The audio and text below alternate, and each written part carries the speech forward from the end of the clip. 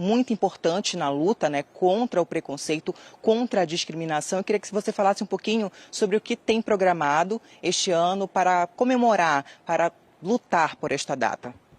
Então, bom dia a todos os nossos telespectadores.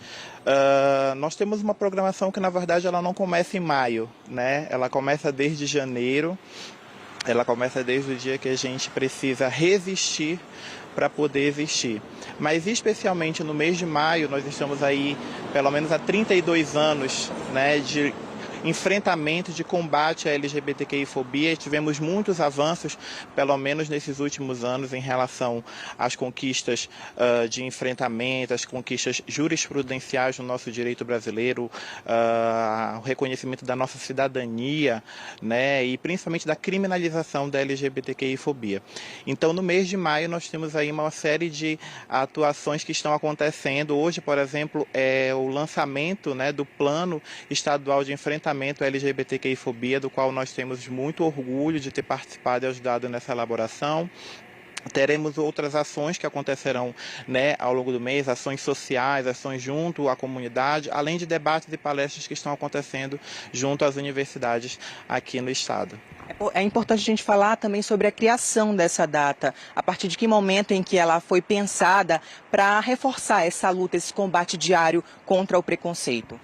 Bom, 17 de maio de 1990 foi o dia em que a OMS retirou o termo homossexualismo do Código Internacional de Doenças. Então essa data ela é comemorada internacionalmente, algo que na verdade nenhum, né, pensador, nenhum profissional, né, que se dedica ao estudo de doenças, né, já não acreditava, mas ainda constava nesses documentos. E então foi retirado desde então. No entanto, ainda hoje nós enfrentamos situações em que as pessoas utilizam o termo homossexualismo, que não existe, está em desuso, e configura inclusive uma infração, podemos dizer assim, e uma LGBTQI-fobia por homossexualidade, né, que é o termo mais adequado, que tem a ver com o modo de ser, assim como heterossexualidade, travestilidade, enfim, bissexualidade, entre tantas outras possibilidades de existência. E aí, desde então, vem nessa luta pelo reconhecimento, pela inclusão, pelo acesso principalmente ao mercado de trabalho, onde as pessoas possam, de fato, desempenhar, né, as suas atividades de forma tranquila e sem sofrer nenhum tipo de violência. Nós sabemos que aqui na capital nós já temos um aparato, nós já temos uma rede de apoio a este público, mas infelizmente no interior essa realidade não é nem um pouco parecida, né? Quais são os crimes que vocês têm tido acesso, que vocês têm recebido denúncias? Qual é a situação de combate de rede de apoio em todo o estado de modo geral?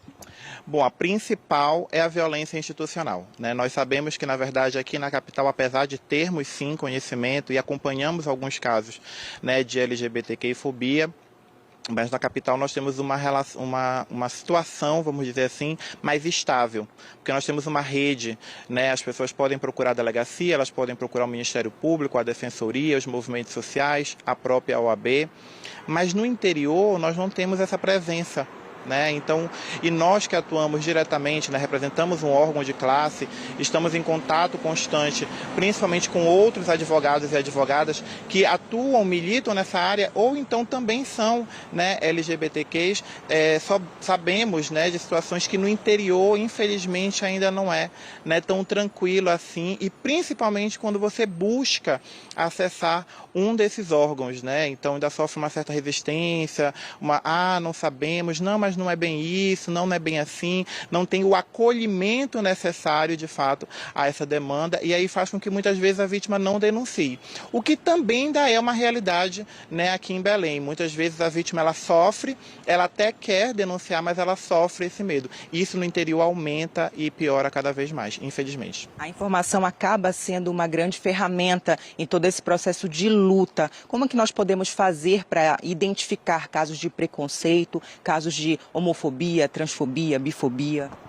Fundamental, na verdade, não só a informação, como a educação, né? O trabalho junto justamente às escolas, aos órgãos de saúde, aos órgãos de assistência, aos órgãos da segurança pública. A capacitação profissional ela tem que ser permanente e constante. Esse é um primeiro passo, né? Paralelo a isso, todas as vezes que qualquer situação venha a desumanizar, né, aquele ser humano, tente impedir, tente violar o acesso, o direito que outras pessoas, né, que não tenham marcadores sociais, né, seja da orientação sexual, seja da identidade de gênero, acessam de forma, né, tranquila, você ali estará sofrendo, né, algum tipo de LGBTQI-fobia e você deve sim se posicionar, deve denunciar, independentemente de você ser ou não, porque é muito importante que a sociedade também apoie essas pessoas, né? Recentemente nós vimos uma situação em que um motorista foi, né,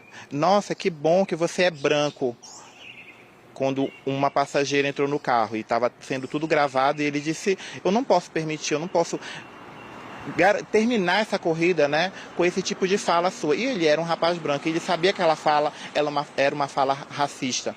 Então, nesse sentido, se você percebe, se você identifica, se você verifica que uma pessoa LGBTQI está sofrendo algum tipo de homofobia, algum tipo de transfobia, algum tipo de bifobia, você também deve apoiar e deve se posicionar naquele momento, ser contrário e ajudar principalmente na denúncia.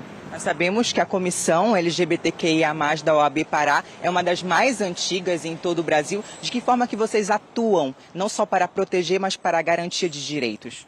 Eu me sinto muito orgulhoso porque eu faço parte dessa história, né? Institucionalmente falando, nós temos aí 12 anos de história, mas a gente sabe que o trabalho, né, dessa comissão ele começou ainda como um grupo de trabalho antes disso, então aí a gente já tem uma atuação realmente bem antiga e estamos, apesar de sermos um órgão de classe, mas temos uma participação e uma representação da sociedade, estamos em constante contato com outros órgãos, mas principalmente a gente estabelece o diálogo com os poderes, né, que são responsáveis pela garantia de direitos. Então, estar em contato com o poder executivo, com o poder legislativo, com o poder judiciário e implementar e pensar, né, na promoção e na criação de políticas públicas é fundamental.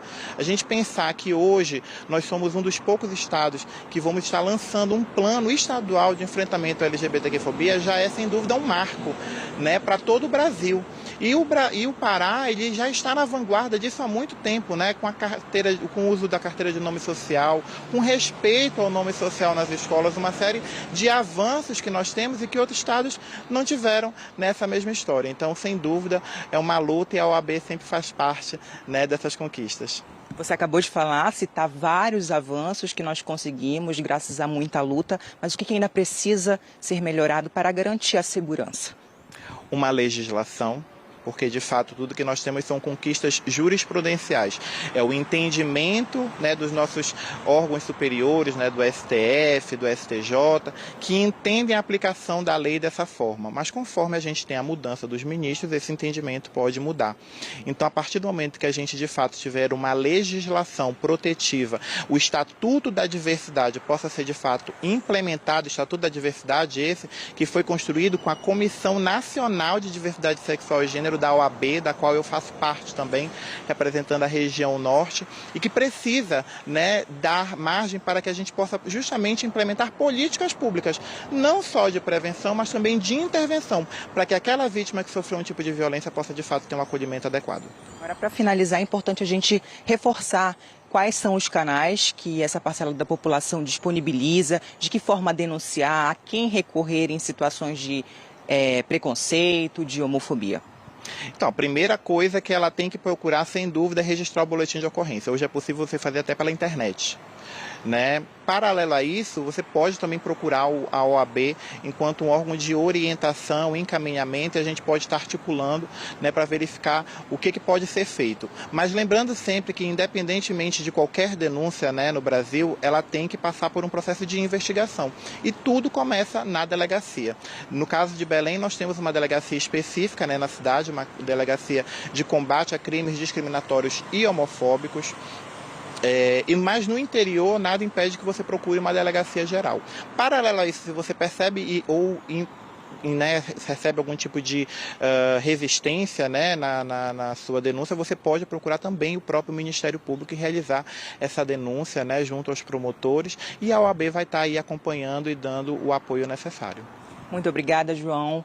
Parabéns aí pelo trabalho de vocês na garantia de direitos a essa parcela da população. Lembrando o que ele falou, é muito importante a gente não só lutar, mas também se educar, porque às vezes num ato cotidiano a gente acaba derrapando e cometendo também algum tipo de preconceito. Essa luta é de todos e para todos. É com você, Márcio. Isso, o que ele falou sobre denunciar é muito importante, né? Não basta só você ser, né, contra no dia a dia, não agir desse jeito, né? Tem que denunciar quando você presencia algo do tipo. Obrigado, Poliane, também, o advogado que participou hoje com a gente aqui no Bom Dia.